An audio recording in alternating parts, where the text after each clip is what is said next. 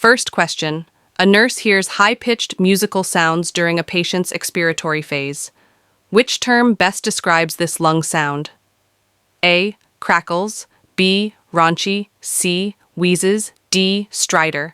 Answer: C. Wheezes.